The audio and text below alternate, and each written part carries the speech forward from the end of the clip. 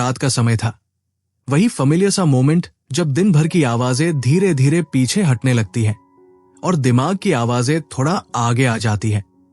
और मैं बालकनी में खड़ा था, फोन हाथ में था, लेकिन स्क्रीन देखे बिना ही थंब मैकेनिकली स्क्रॉल कर रहा था, जैसे उंगली को कोई अलग ही काम मिल गया हो और दिमाग ने अनऑफिशियल छुट्टी ले ली हो।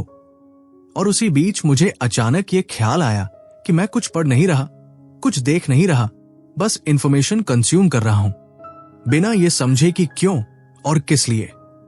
मेरा नाम आरव है, उम्र 28, जॉब ठीक ठाक है, पेरेंट्स को लगता है बेटा सेटल्ड है, फ्रेंड्स को लगता है मैं बिजी हूं, और ऑनेस्टली मैं खुद को भी यही समझाने की कोशिश करता हूं।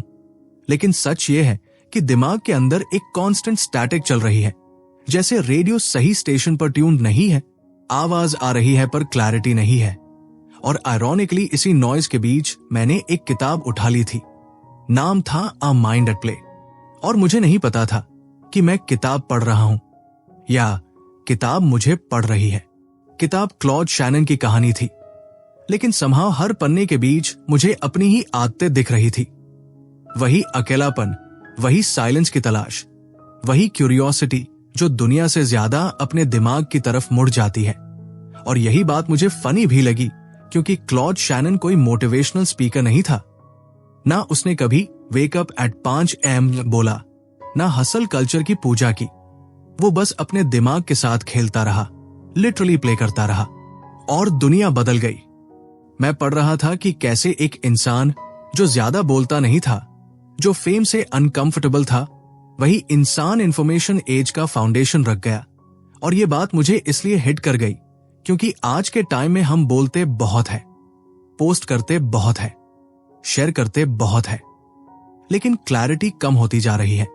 और क्लॉड शैनन बिल्कुल उल्टा था, साइलेंस में जीने वाला, नॉइज से दूर, और शायद इसलिए उसने नॉइज को मैथमेटिकली समझ लिया। किताब के पेजेस के बीच क्लॉड का चाइल्डहुड था, गेलॉद, मिशिगन का छोटा सा टाउन, बार्ब वायर फेंस से बना टेलीग्राफ। और मुझे हंसी आई कि आज हम 5G पर कंप्लेन करते हैं, और वो इंसान फेंस पर वायर जोड़कर कम्युनिकेशन बना रहा था। और डिफरेंस सिर्फ टेक्नोलॉजी का नहीं था, माइंडसेट का था। उसके लिए कम्युनिकेशन अटेंशन नहीं था, क्यूरियोसिटी था। और यही क्यूरियोसिटी धीरे धीरे ऑब्सेशन बन गई, फेम के लिए नहीं, लाइक्स के लिए नहीं, बस इस सवाल के लिए कि हाउ थिंग्स वर्क। यही जगह थी जहां मुझे पहली बार एहसास हुआ कि प्रॉब्लम डिस्ट्रैक्शन नहीं है, प्रॉब्लम इंटेंशन का एब्सेंस है। क्योंकि क्लॉड डिस्ट्रैक्शन के बीच नहीं था, बल्कि डिस्ट्रैक्शन उसके लिए मटेरियल था। वायर्स, स्विचेस, नॉइज, रैंडमनेस, सब कुछ एक्सपेरिमेंट बन जाता था।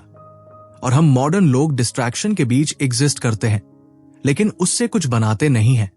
किताब में एक सीन था जो मेरे दिमाग में अटक गया। क्लॉड एक कॉन्फ्रेंस में था, दुनिया के बड़े साइंटिस्ट्स खड़े होकर तालियां बजा रहे थे, और जब बोलने का टाइम आया तो उसने जगलिंग शुरू कर दी। और मैं इमेजिन कर रहा था कि अगर आज कोई ऐसा करे तो कमेंट्स में लिखा होगा अटेंशन सीकर। लेकिन क्लॉड अटेंशन से बचने के लिए प्ले करता था, क्योंकि प्ले उसके लिए एस्केप नहीं था, प्रोसेस था। उस रात मैंने फोन साइड में रख दिया, पहली बार कोई प्रोडक्टिविटी हैक फॉलो करने के लिए नहीं, बल्कि इसलिए क्योंकि दिमाग टायर्ड नहीं था, कंफ्यूज था। और कंफ्यूजन टायर्ड होने से ज्यादा डेंजरस होता है, क्योंकि टायर्ड इंसान सो जाता है, कंफ्यूज्ड इंसान स्क्रॉल करता रहता है।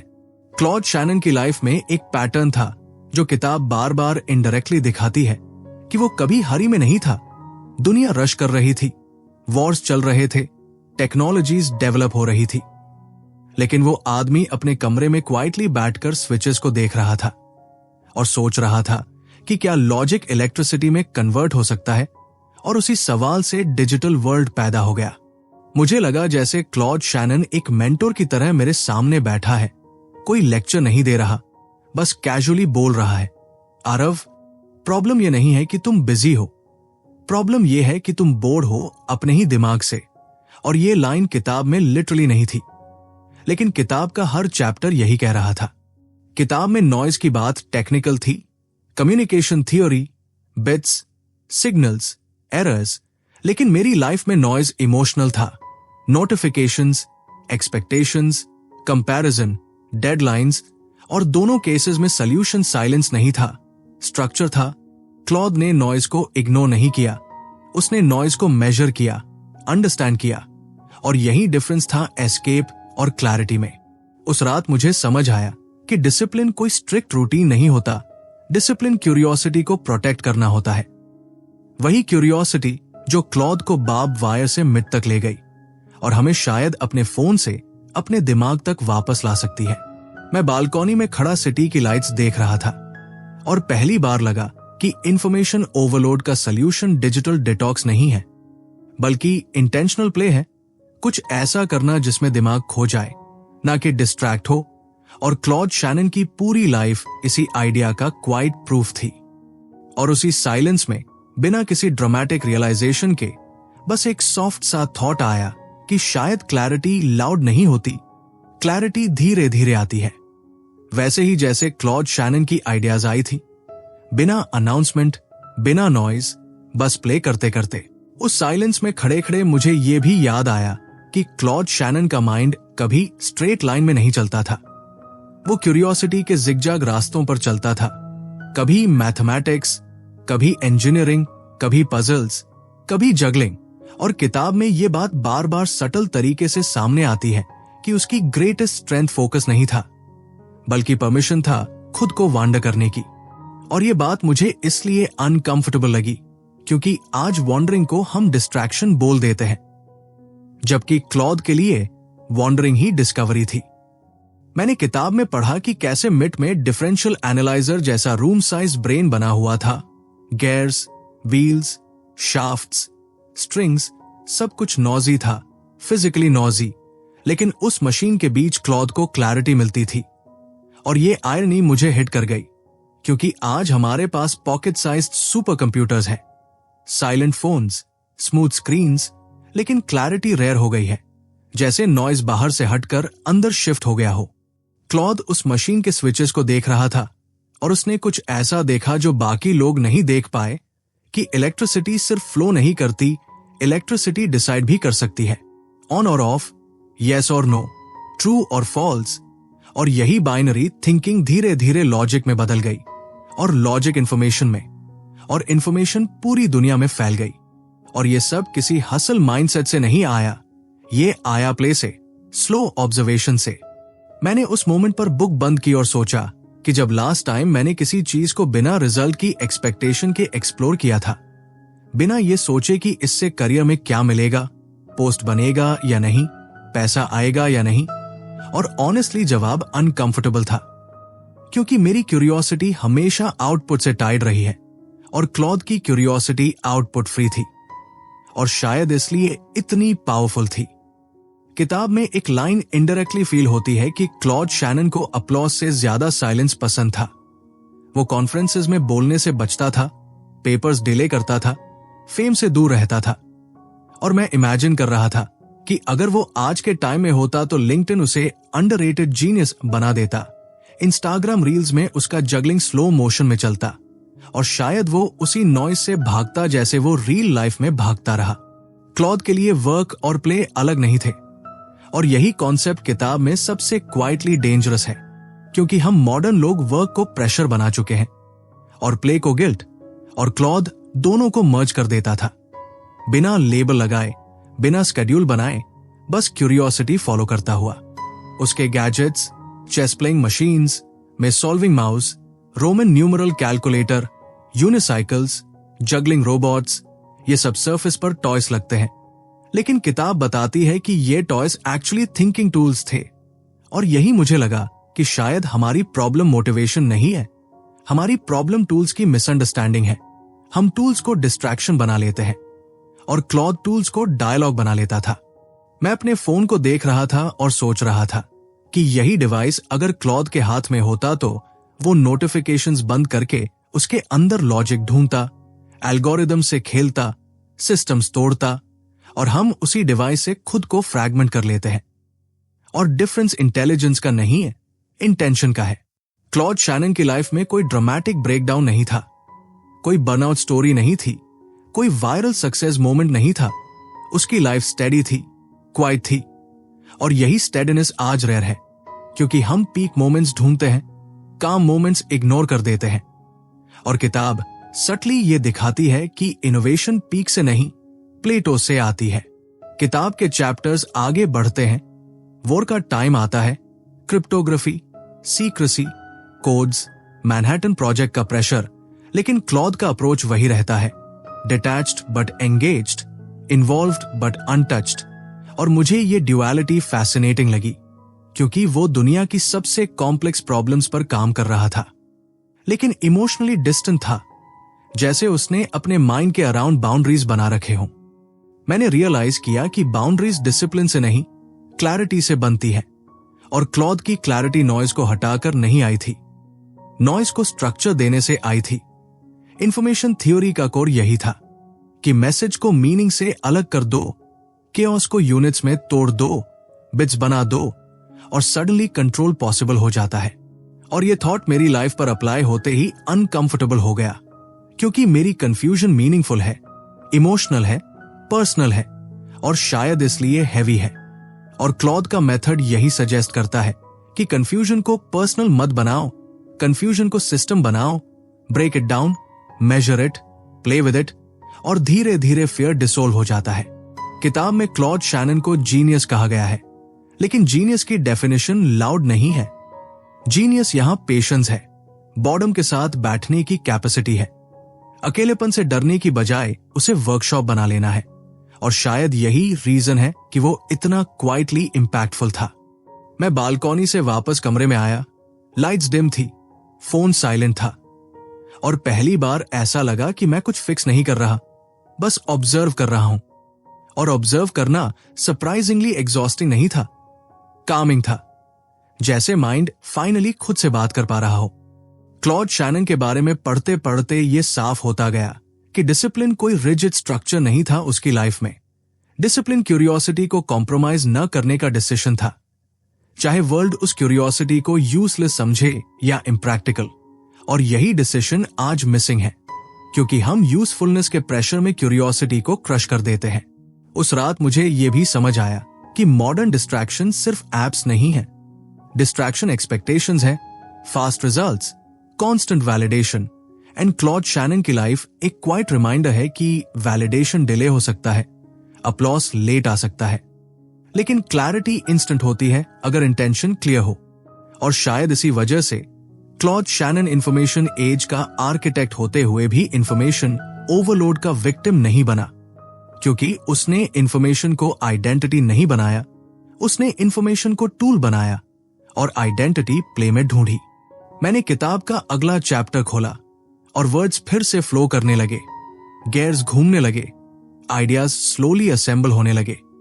और मुझे पता था कि ये कहानी सिर्फ क्लॉद की नहीं है, ये हर उस इंसान की है जो नॉइज के बाद कुछ सुनना चाहता है। किताब आगे बढ़ती है और क्लॉड शैनन की दुनिया धीरे धीरे और कॉम्प्लेक्स होती जाती है, लेकिन इंटरेस्टिंगली उसका माइंड उतना ही सिंपल रहता है जैसे कॉम्प्लेक्सिटी बाहर जमा हो रही हो और अंदर क्लैरिटी बची हुई हो। और मुझे ये कॉन्ट्रास्ट बहुत अनकंफर्टेबल लगा, क्योंकि मेरी लाइफ में एग्जैक्टली उल्टा हो रहा था। बाहर सब नॉर्मल दिखता है, लेकिन अंदर केओस जमा हो गया है। क्लॉद वॉर टाइम प्रोजेक्ट्स पर काम कर रहा था, cryptography, secret systems, encrypted communication, दुनिया लिटरली इंफॉर्मेशन के लिए लड़ रही थी। लेकिन किताब ये कभी ड्रामाटाइज नहीं करती, जैसे क्लॉद के लिए सीक्रेसी भी बस एक पजल थी, फियर नहीं, प्रेशर नहीं, बस एक सिस्टम जिसे समझना है, तोड़ना है और फिर रीबिल्ड करना है। और शायद यही रीजन है कि वो बर्नआउट का पोस्टर बॉय कभी नहीं बना। मैं इमेजिन कर रहा था कि अगर क्लॉड शैनन आज के ऑफिस कल्चर में होता तो एचआर उसे लो विजिबिलिटी एम्प्लॉय बोल देता, क्योंकि वो मीटिंग्स में कम बोलता था, सेल्फ प्रमोशन नहीं करता था, अपडेट्स नहीं भेजता था, लेकिन सिस्टम्स क्वाइटली इंप्रूव हो जाते थे, एरर्स रिड्यूस हो जाते थे, एफिशिएंसी बढ़ जाती थी। और यही आयरनी किताब बिना बोले दिखा देती है। क्लॉद के काम में एक स्ट्रेंज ऑनेस्टी थी। वो प्रॉब्लम्स को इंप्रेस करने के लिए सॉल्व नहीं करता था, वो प्रॉब्लम्स को इसलिए सॉल्व करता था क्योंकि वो प्रॉब्लम्स उसे इरिटेट करती थी, जैसे कोई इच जिसे स्क्रैच करना जरूरी हो। और ये इरिटेशन एम्बिशन से नहीं, क्यूरियोसिटी से आती थी। और यही सटल डिफरेंस मॉडर्न माइंड भूल चुका है। आज इरिटेशन हमें एंग्शियस बनाती है, क्लॉद को प्लेफुल बना देती थी, क्योंकि उसने इरिटेशन को एनिमी नहीं बनाया, उसने इरिटेशन को इनविटेशन बना लिया। और किताब में ये बात छोटे छोटे मोमेंट्स में दिखती है, जैसे पेपर्स पब्लिश करने में डिले, आइडियाज को सालों तक अपने पास रखना बिना किसी अर्जेंसी के, और ये पेशेंस आज ऑलमोस्ट रिबेलियस लगती है।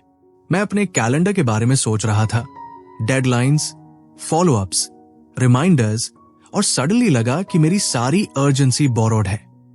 क्लॉद की अर्जेंसी सेल्फ जनरेटेड थी, इंटरनल थी, और इंटरनल अर्जेंसी पैनिक नहीं पैदा करती, फोकस पैदा करती है। किताब में क्लॉद के गैजेट्स आते हैं, मैं solving mouse, chess playing ideas, juggling machines, roman numeral calculator, unicycles, और फर्स्ट रिएक्शन यही आता है कि ये सब यूजफुल नहीं है।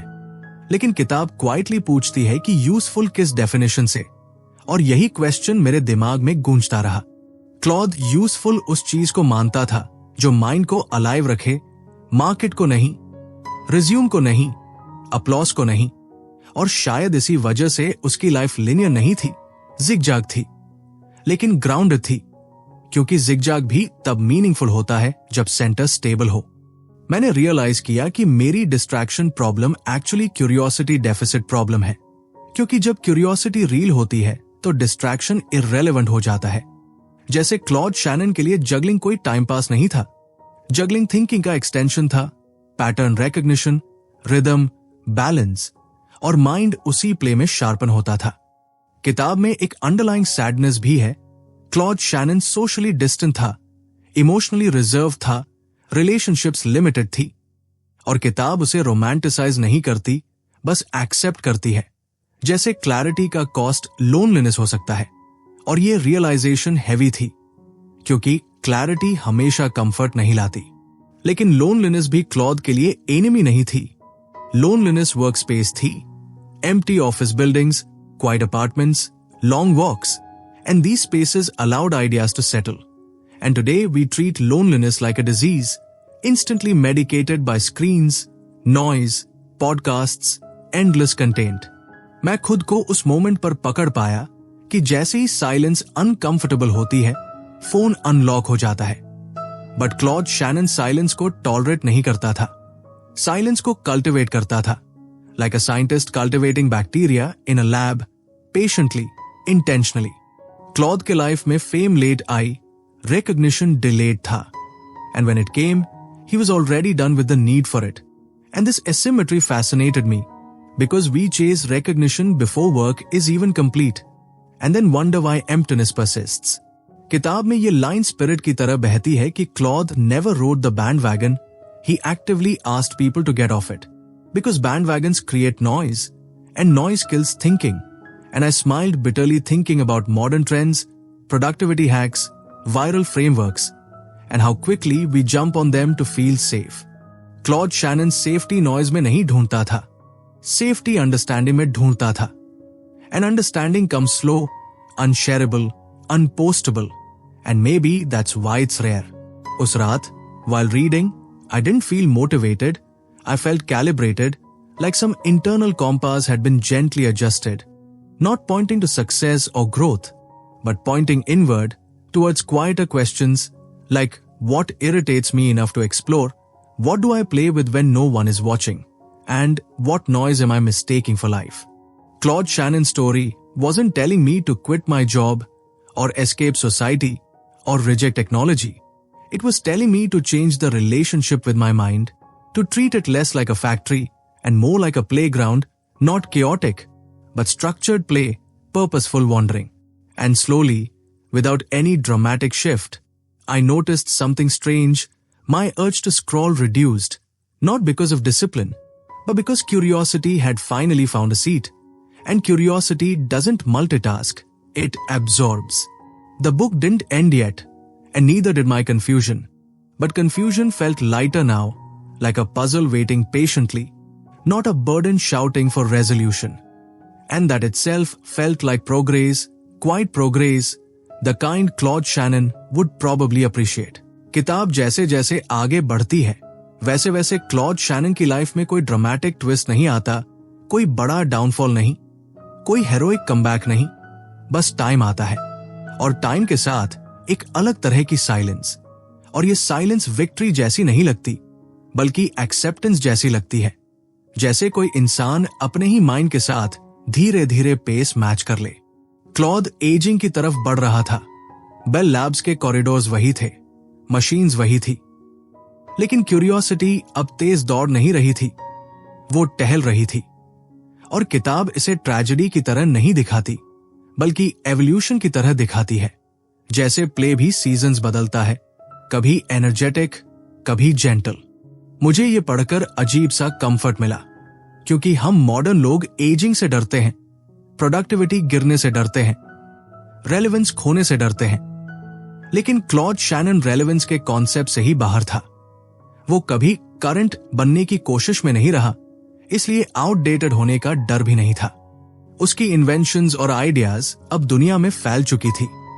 Emails, signals, bits, codes, everything running quietly on the logic he once played with. और आयरनी यह थी कि वही वर्ल्ड अब नॉइज से भरा हुआ था। Constant information flow, endless data, overload. और क्लॉड खुद उस ओवरलोड से दूर ऑलमोस्ट अनप्लग सा था। किताब में ये मोमेंट सटल है लेकिन हैवी भी है, जब क्लॉड धीरे धीरे मेमोरी लूज करने लगता है, नेम्स स्लिप हो जाते हैं, कनेक्शंस ब्लर हो जाती हैं। और ये वही इंसान है जिसने इंफॉर्मेशन को मेजर करना सिखाया था, जिसने मेमोरी को बिट्स में समझा था, और अब उसका ओन मेमोरी अनरिलायबल हो रही थी। ये आयरनी पेनफुल है, लेकिन किताब इसे एक्सप्लॉइट नहीं करती, वो बस ऑब्जर्व करती है, जैसे क्लॉड खुद ऑब्जर्व करता था, बिना जजमेंट, बिना सेल्फ पिटी। और ये रिस्ट्रेंट मुझे डीपली टच कर गया, क्योंकि हम पेन को भी कंटेंट बना लेते हैं। क्लॉड के आसपास पेन भी साइलेंट था। मैं उस पेज पर रुका और सोचा कि हम क्लैरिटी को हमेशा परमानेंट समझते हैं, जैसे वंस मिल गई तो रहेगी। लेकिन क्लॉड की लाइफ क्वाइटली रिमाइंड करती है कि क्लैरिटी टेम्पररी भी हो सकती है, बोरोड भी हो सकती है, और फिर भी मीनिंगफुल हो सकती है। उसके कोलीग्स उसे विजिट करते थे। Sometimes he recognized them, sometimes he didn't, and that scared me, क्योंकि आइडेंटिटी मेमोरी से जुड़ी होती है एंड मेमोरी फ्रेजाइल है। लेकिन किताब सजेस्ट करती है कि क्लॉड की आइडेंटिटी मेमोरी में नहीं थी, आइडेंटिटी प्रोसेस में थी, प्ले में थी। और प्ले कभी पूरी तरह डिसअपियर नहीं होता, कभी कभी वो स्टिल जगलिंग करता था। Hands remembered what mind forgot. और ये सीन बहुत क्वाइटली पावरफुल है, क्योंकि ये दिखाता है कि प्ले डीपर लेयर पर रहता है, बियॉन्ड इंटेलेक्ट, बियॉन्ड एक्सप्लेनेशन। और शायद यही रीजन है कि प्ले डिसिप्लिन से ज्यादा रिसिलिएंट होता है। मैंने अपने हैबिट्स के बारे में सोचा, routines, systems, productivity trackers, and realised कि हैबिट्स अगर सिर्फ आउटकम ड्रिवन हो तो मेमोरी लॉस के साथ वैनिश हो जाते हैं। लेकिन हैबिट्स अगर आइडेंटिटी ड्रिवन हो, लाइक प्ले, क्यूरियोसिटी, टिंकरिंग, तो वो बॉडी में बस जाते हैं। क्लॉड शैनन की लाइफ के एंड में कोई ग्रैंड मोरल नहीं है, कोई फाइनल लेसन नहीं है, बस a quiet fading, and that fading feels honest, because real lives end like that, not with fireworks but with dimming lights. किताब के पेजेस में एक स्ट्रेंज पीस है इस स्टेज पर, जैसे क्योस कंप्लीट हो चुका हो, सर्किट्स बंद हो रहे हो, noise slowly decaying, entropy winning, and yet no panic, just acceptance, and that acceptance feels earned. मैं अपने फ्यूचर के बारे में सोच रहा था, career, success, relevance, and suddenly these words felt lighter, less threatening, because Claude Shannon की life quietly suggested that what matters is not how long clarity lasts, but how sincerely it was lived when it was there. उस रात, reading part 4 of his life, I didn't feel sad. I felt grounded, like some unrealistic expectations had gently been removed from my shoulders. Expectations to always be sharp, always be productive, always be improving. Claude Shannon didn't optimize his life for longevity of output, he optimized it for honesty of curiosity, and output happened as a side effect. And maybe that's the only sustainable way to live without turning the mind into a factory. I noticed that my phone was still silent, Not because I was resisting it, but because there was nothing urgent to escape from, and that itself felt like a small victory, not celebrated, just noticed. The book wasn't ending yet, but something inside me was settling, like a system finally reaching equilibrium, not zero noise, but manageable noise, structured noise, the kind Claude Shannon would probably smile at, maybe juggle 3 balls about, and then quietly walk away. किताब अब किसी discovery की excitement में नहीं है, बल्कि reflection की depth में है। जैसे क्लॉड शैनन की लाइफ भी अब प्रूफ्स देने के फेज से निकलकर प्रेजेंस के फेज में आ चुकी हो। और मुझे ये फेज सबसे ज्यादा ऑनेस्ट लगा, क्योंकि यहां कुछ प्रूव नहीं करना है, कुछ अचीव नहीं करना है, बस जो था उसे क्वाइटली होने देना है। क्लॉड अब लैब्स में नहीं घूमता था वैसे जैसे पहले घूमता था, पेपर्स नहीं लिख रहा था, सिस्टम्स इन्वेंट नहीं कर रहा था, लेकिन उसका इन्फ्लुएंस हर जगह था, invisible, silent, like background radiation. और यही इनविजिबिलिटी शायद उसकी सबसे बड़ी अचीवमेंट थी, क्योंकि ट्रूली फाउंडेशनल चीजें हमेशा बैकग्राउंड में होती है, फोरग्राउंड में नॉइज रहता है। मैं इस थॉट पर अटक गया कि मॉडर्न वर्ल्ड में हम बैकग्राउंड बनना वीकनेस समझते हैं, विजिबिलिटी को पावर समझते हैं। बट क्लॉड शैनन की लाइफ उल्टा लेसन देती है कि विजिबिलिटी ऑफन नॉइज है और बैकग्राउंड क्लैरिटी है, और क्लैरिटी लॉन्ग टर्म रहती है। किताब में क्लॉड की पर्सनैलिटी का एक सटल हिस्सा बार बार इमर्ज होता है। उसका सेल्फ इफेसिंग नेचर, खुद को सीरियस न लेना, जोक्स और इन्वेंशंस, प्लेफुल डिटैचमेंट। और ये डिटैचमेंट एरोगेंस नहीं था, ये सेफ्टी मैकेनिज्म था, ईगो से बचने का तरीका। और ईगो से बचने का मतलब डिस्ट्रैक्शन से बचना। आज हम डिस्ट्रैक्शन को एप्स में ढूंढते हैं, लेकिन ईगो भी डिस्ट्रैक्शन है, वैलिडेशन की हंगर भी डिस्ट्रैक्शन है, कांस्टेंट कंपैरिजन भी डिस्ट्रैक्शन है। और क्लॉड शैनन इन सब से नेचुरली दूर था, not because he was superior, but because he was uninterested. उसकी डिसइंटरेस्ट इंटेंशनल नहीं थी, फोर्स नहीं थी, वो कल्टिवेट नहीं की गई थी, वो बाय प्रोडक्ट थी उस क्यूरियोसिटी की जो एक्सटर्नल रिवॉर्ड से ज्यादा इंटरनल सेटिस्फैक्शन ढूंढती थी। और यही क्यूरियोसिटी मॉडर्न माइंड में सबसे रेयर करेंसी बन चुकी है। मैंने रियलाइज किया कि मेरे एग्जॉशन का बड़ा हिस्सा ओवरवर्क से नहीं आता, it comes from pretending to care about things I don't actually care about, pretending urgency, pretending ambition. And Claude Shannon की लाइफ एक क्वाइट परमिशन देती है कि प्रिटेंडिंग छोड़ देना भी डिसिप्लिन का हिस्सा हो सकता है। किताब में कहीं भी क्लॉड को बैलेंस्ड लाइफ जीते हुए नहीं दिखाया गया। No work life balance slogans, no wellness routines, no optimisation frameworks, yet there is balance. Because balance schedule से नहीं, अलाइनमेंट से आता है। And Claude was aligned with his mind. उसके लिए क्यूरियोसिटी कोई फेज नहीं थी, आइडेंटिटी थी। और आइडेंटिटीज फेड नहीं होती easily, they just slow down, soften, and that's what we see in his later years. Softer curiosity, gentler play, but still play. मैं अपने चाइल्डहुड के बारे में सोचने लगा, वो चीजें जो बिना रीजन के अच्छी लगती थी। Dismantling toys, sketching random things, asking useless questions, and somewhere along the way those activities were declared unproductive, and I quietly agreed. Claude Shannon never agreed to that verdict. And maybe that's why he never needed motivation. Because motivation is required when you're doing something that isn't yours, and curiosity doesn't need motivation, it pulls you naturally. किताब में modern world का mention indirectly heavy है। Internet, digital communication, endless data streams, all possible because of Shannon's abstractions. And yet the world that emerged is one he personally avoided, not out of fear, but out of preference. That contrast felt important because it suggests that creating a system doesn't mean you must live inside it. And just because you enable speed doesn't mean you must run. And that's a deeply liberating idea for a generation drowning in acceleration. I felt like the book was quietly asking, without asking directly, कि क्या तुम अपने tools के master हो या tools तुम्हारे habits design कर रहे हैं?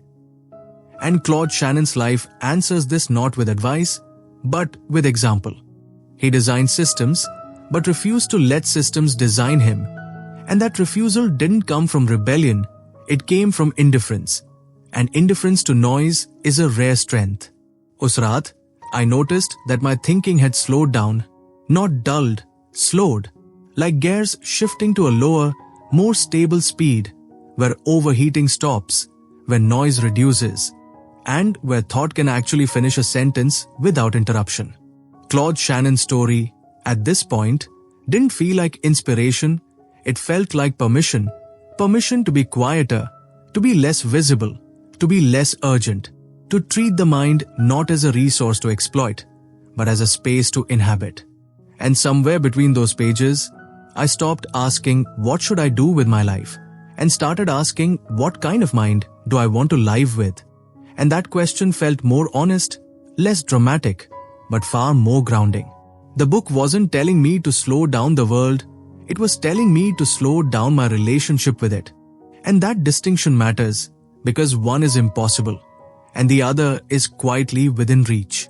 As the pages kept turning, I sensed that the story was nearing its natural rest point, not an ending, but a settling, like dust after movement. And I knew that whatever came next wouldn't be a conclusion, but a quiet return. किताब के आखिरी हिस्सों में कोई बड़ा reveal नहीं है, कोई हिडन फॉर्मूला नहीं है, बस क्लॉड शैनन की लाइफ का धीरे धीरे सेटल होना है, जैसे कोई सिस्टम अपना फाइनल स्टेबल स्टेट पाले। और यही एंडिंग मुझे सबसे ज्यादा ट्रू लगी, क्योंकि असली जिंदगियां भी ऐसे ही खत्म होती हैं, बिना बैकग्राउंड म्यूजिक के, बिना अपलॉस के। क्लॉड अब एक्सप्लेनेशंस में नहीं था, डेफिनेशंस में नहीं था, वो प्रेजेंस में था, कभी कभी एब्सेंट प्रेजेंस में। और किताब ये इंप्लाई करती है कि शायद यही सबसे ऑनेस्ट फॉर्म ऑफ एग्जिस्टेंस है, जब माइंड प्रूव करने से थक जाता है और बस होने लगता है। उसकी मेमोरी फ्रैगमेंटेड हो चुकी थी, लेकिन हैबिट इंटैक्ट थी, प्ले इंटैक्ट था, हैंड्स अब भी जगलिंग कर लेते थे, बॉडी याद रखती थी जो माइंड भूल गया था। और ये थॉट अनएक्सपेक्टेडली कंफर्टिंग थी, क्योंकि इसका मतलब यह है कि जो हम जेन्युइनली जीते हैं वो लेस के नीचे एम्बेड हो जाता है, सुपरफिशियल नहीं रहता। मैंने उस मोमेंट पर रियलाइज किया कि क्लॉड शैनन ने इंफॉर्मेशन को एब्स्ट्रैक्ट किया था, मीनिंग से अलग किया था, और आयरॉनिकली लाइफ के एंड में मीनिंग इंफॉर्मेशन से अलग हो गई थी। वर्ड्स फेड हो रहे थे, डेटा अनरिलायबल हो रहा था, लेकिन प्ले बचा हुआ था, क्यूरियोसिटी का एको बचा हुआ था। किताब कभी क्लॉड को मार्टर नहीं बनाती, कभी विक्टिम नहीं बनाती, बस ह्यूमन रहने देती है, with limits, with decay, with silence. And that restraint itself felt like respect, जैसे ओथ भी नॉइज नहीं बनना चाहता हो। और वही बैठकर पेजेस बंद करते हुए मुझे लगा कि शायद क्लैरिटी का अल्टीमेट फॉर्म आंसर्स नहीं होते, एक्सेप्टेंस होती है। और एक्सेप्टेंस रेजिग्नेशन नहीं होती, एक्सेप्टेंस अलाइनमेंट होती है, माइंड और रियलिटी के बीच सीज फायर। मैंने अपनी ओन लाइफ के नॉइज को सुना, नोटिफिकेशंस नहीं, thoughts, expectations, self criticism, comparison, and for the first time they felt less threatening, not because they disappeared, but because they no longer felt personal. They felt like signals passing through a channel. Claude Shannon ने channels को समझा था, bandwidth, noise, signal to noise ratio, and without trying to teach me anything, his life quietly taught me that inner peace is not zero noise, it's optimal transmission. उस रात, I didn't promise myself change, I didn't set goals, I didn't write resolutions, I just noticed silence. Not dramatic silence, but workable silence, the kind where thoughts can finish themselves without being interrupted. And that silence felt like home. किताब खत्म हो गई थी, लेकिन story खत्म नहीं हुई थी, क्योंकि क्लॉड शैनन की लाइफ कोई लेसन नहीं थी, एग्जाम्पल थी, and examples don't end. They linger, quietly influencing decisions you don't announce. मैंने फोन उठाया, स्क्रीन ऑन हुई, मैसेजेस थे, नोटिफिकेशंस थी, वर्ल्ड अनचेंज था, but my relationship with it had shifted slightly, like a dial turned just enough to reduce static. And that was enough. ये कहानी after the noise पर खत्म नहीं होती, ये वही शुरू होती है जहां आप डिसाइड करते हैं कि नॉइज के बाद क्या सुनना है।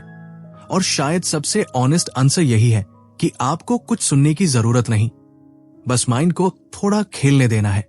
क्योंकि कभी कभी सबसे बड़ा डिसिप्लिन यही होता है कि आप अपने दिमाग को एनिमी नहीं, प्लेग्राउंड मान लें। और उसी थॉट के साथ, बिना किसी फेयरवेल के, बिना किसी कंक्लूजन के, कहानी बस रुक जाती है, क्वाइटली,